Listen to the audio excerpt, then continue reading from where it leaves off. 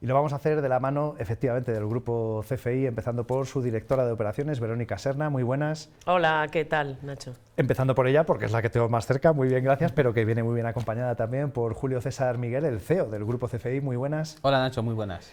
Y hablábamos precisamente de ciberseguridad, obviamente de qué vamos a hablar con el grupo CFI, pero sobre todo de cómo ha ido cambiando la percepción, la forma de encarar, y pensando en que hace años, por ejemplo, muchas empresas podían tener una sensación de seguridad por tener un antivirus, ya con eso cubrimos el expediente, por desarrollar ciertas, vamos a decirlo así, ciertas pautas, ciertas costumbres de seguridad.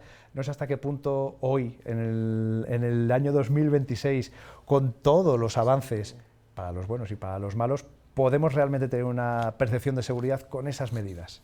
Pues ahora mismo esas medidas son insuficientes totalmente. De hecho, una de las normas internacionales más reputadas en este sector, que es la ISO 27001, tener un antivirus, o mejor dicho, un anti-malware, porque hay mucho tipo de código malicioso, no solo hay virus, hay troyanos, hay spywares, hay keyloggers, etcétera. Tener un anti-malware es una medida de 93, con lo cual nos quedan otras 92 medidas que aplicar. ¿Por qué? Porque la ciberseguridad son muchos palillos. Una es la formación del personal, para que el personal tenga una formación, conozca las amenazas y cómo hacer un uso seguro de la tecnología y de Internet. Otra es definir correctamente los permisos. ¿A qué tiene que tener acceso cada uno de los usuarios, o mejor dicho, perfiles de usuario en la organización? No es lógico que todo el mundo tenga acceso a toda la información. Cada uno debe tener acceso solo a la información necesaria. Otra medida, tener unas copias de seguridad. De hecho, esta medida, si yo tuviese presupuestos solo para implementar una medida en una empresa, tengo muy claro, copia de seguridad confiable. ¿Por qué? Porque en el peor de los casos, que alguien entre, nos borre los datos, o un accidente como puede ser que se me rompa el disco duro, algo tengo que tener para recuperar esa información. Entonces, esa sería la medida estrella, la copia de seguridad. Si solo tengo que hacer una cosa, esa sería la primera. Y luego también, pues, tener un plan de continuidad, tener unos proveedores apropiados, luego ya nos vamos con las otras 90 medidas una por una. Pero no es solo una cosa, la ciberseguridad son muchas, porque la ciberseguridad no es un resultado, no es algo que compras, es un proceso, es algo que gestionas, con lo cual adquieres cosas para gestionarla, pero no la compras, la gestionas.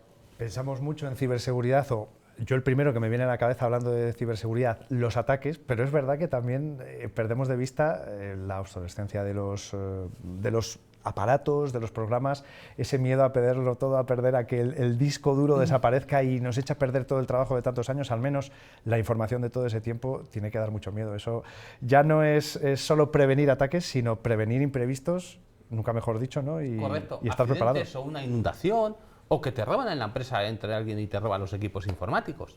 Y aquí apunto, la copia de seguridad siempre deberíamos tener una copia de seguridad offline, es decir, no conectada a ningún equipo.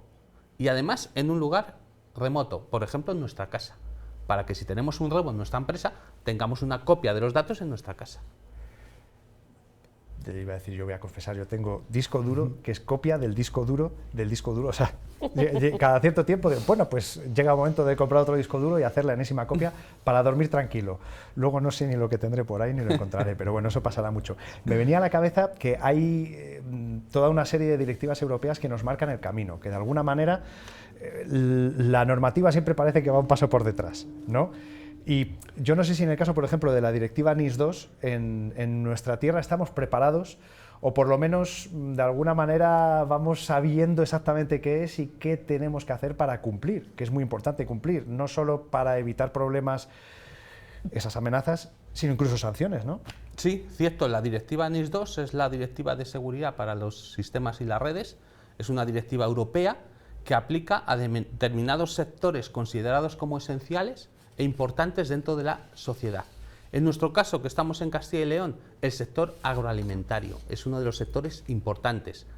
¿Por qué? Vamos a imaginarnos que tenemos una fábrica de elaboración de alimentos totalmente automatizada. Imaginémonos una panificadora que nos hace el pan, tenemos automatizado, hay unos robots que añaden los ingredientes, la levadura, etc. Y alguien nos entra en los sistemas y nos cambia la proporción de los ingredientes. Y donde tenía que ir un poquito de levadura, pues va muchísimo más. Eso puede causar desde un inconveniente en cuanto a la calidad del producto, como otras cuestiones peores. Indigestión, o incluso una dosis que sea potencialmente dañina. Con lo cual, esa directiva lo que nos marca es: aquellas empresas, sectores críticos en la sociedad tienen que implantar unas medidas de seguridad, pero de forma proactiva. Es decir, hay que coger la ciberseguridad por las riendas, con lo cual hay que hacer un análisis de riesgos. ¿Qué me puede pasar? Si alguien me entra en mis sistemas y me cambia las proporciones, ¿qué puede pasar?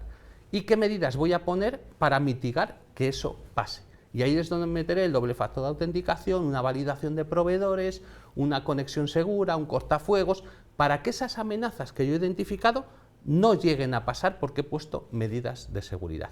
Esta directiva además tiene como novedad lo siguiente: si los responsables de la dirección de la empresa no asumen la ciberseguridad con esta proactividad y al final resulta de un incidente, pueden ser relevados de su cargo. Es decir, el CEO puede ser relevado de su cargo por incompetencia en cuanto a la gestión de la ciberseguridad. Y una decisión justificada, claro. Claro, porque esa incompetencia ha causado un perjuicio a la sociedad. Dentro de estos sectores tenemos el agroalimentario, el suministro de agua, suministro de electricidad, lo vimos en el gran apagón, que hacen falta más medidas de seguridad. Tenemos el transporte, tenemos la gestión de residuos. Bueno, hay una serie de 18 sectores que están dentro de la NIS2. Y como toda normativa y regulación, lleva sanciones. Hasta 10 millones de euros si no gestionamos la ciberseguridad con los requisitos que marca la directiva. Quizás también eso es una forma de invitarnos a ser más proactivos en las empresas, es decir, a planificar, lo que decía Julio, a que la gente se lo tome en serio y haga un plan, no vaya funcionando a golpe de, bueno, ahora como nos obligan hacemos esto, ahora como nos obligan. ¿Hasta qué punto estas normas pueden exigir que tanto la dirección, que son al final quien da la cara y quien tiene que tirar del carro, ¿no? y organizar, como el resto de la plantilla, esté al día y haga todo lo que tiene que ver con la ciberseguridad? ¿Qué deben hacer para poder estar preparados para encarar todo ese tipo de situaciones? Bueno, pues vamos a decir que lo principal, como ha dicho Julio César, es que la dirección se lo tome en serio.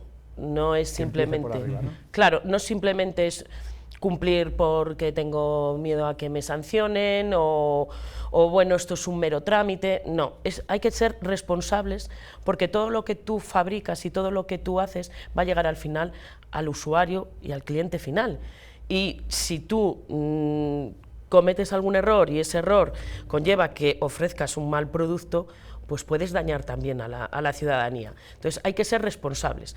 Siendo responsables, también la dirección es responsable de formar a su plantilla, porque muchas veces los errores no se cometen porque quieras cometerlos como trabajador, sino porque no sabes si lo estás haciendo bien o mal. Nadie te ha enseñado cómo tienes que hacerlo. Entonces, la responsabilidad es sobre todo de la dirección. Luego también de cada uno de nosotros como trabajadores, tenemos que ser responsables de que si nos han enseñado que esto no lo tenemos que hacer, no lo hagamos.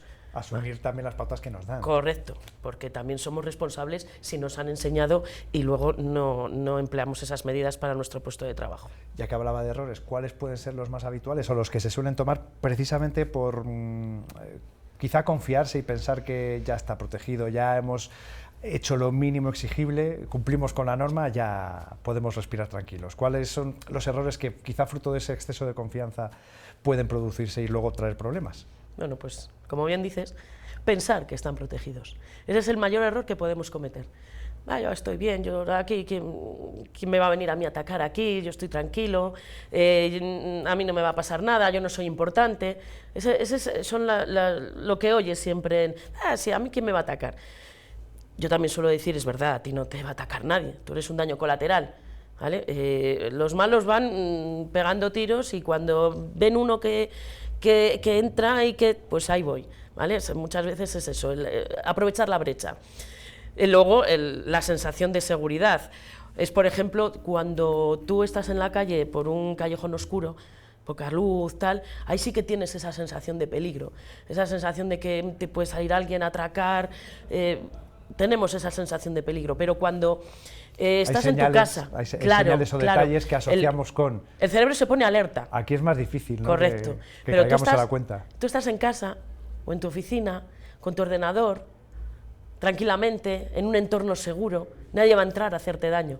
Efectivamente, lo más seguro es que nadie entre físicamente a hacerte daño. El problema es que ahora entran también por los sistemas informáticos que tenemos, y ahí es donde tenemos el peligro. Entonces, el peligro, tener la sensación de que estamos realmente protegidos. Confiar, nos decía Verónica, nadie sabe exactamente cómo hacerlo porque no nacemos enseñados, porque tampoco, aunque nos dan unas normas y unas directrices, tampoco nos dan unas pautas que puedan resultar o traducirse después en la forma de intervenir. Quienes sí lo saben son precisamente Julio César, Verónica, la gente de CFI, que son quienes están muy pendientes de los cambios en las normativas y que incluso, si pueden, se adelantan a las directivas que se aprueban precisamente para prevenir problemas y para que siempre se habla de que los malos van un paso por delante, pues a ver si así lo podemos compensar o incluso invertir las tornas y que la seguridad vaya un paso por delante, ¿no? Pues sí, de hecho, el Grupo CFI forma parte del Comité Técnico Nacional 320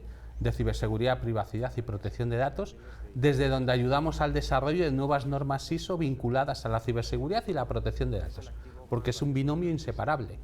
Todos los datos personales nuestros están en formato digital, con lo cual hay que proteger su ciberseguridad y nosotros contribuimos al desarrollo de nuevas normas que van precisamente a eso, a proteger a la ciudadanía. O sea, que no solo es la, vamos a decirlo así, la traducción al día a día, al trabajo real de esas normas, sino incluso contribuir a la elaboración, es decir, a preparar a toda la sociedad para esos problemas, ¿no? Correcto. Fíjate que una norma tarda entre 5 y 8 años en elaborarse.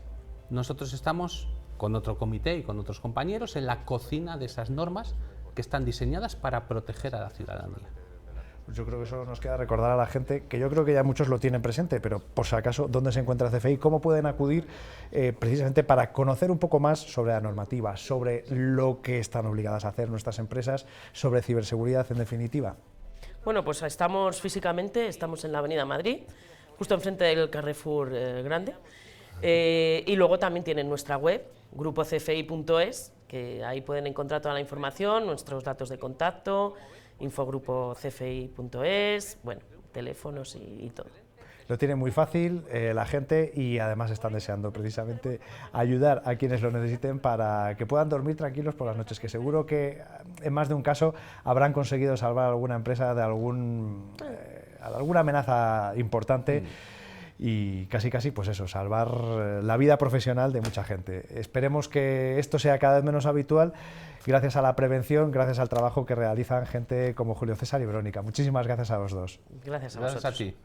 Porque es algo de lo que podemos fardar en Palencia, que siempre hablamos, por ejemplo, vamos a decir, de lo que nos puede faltar en Palencia, pues somos referente también en cuestiones de ciberseguridad, en cuestiones también de empresas que de alguna manera dentro de lo tecnológico pueden ser vanguardia, no solo en nuestra tierra, sino para todo el territorio nacional. Podemos estar muy orgullosos, lo estamos, y por eso agradecemos también toda la ayuda que nos dan desde CFI para trasladarles e intentar hacer de este un mundo más seguro.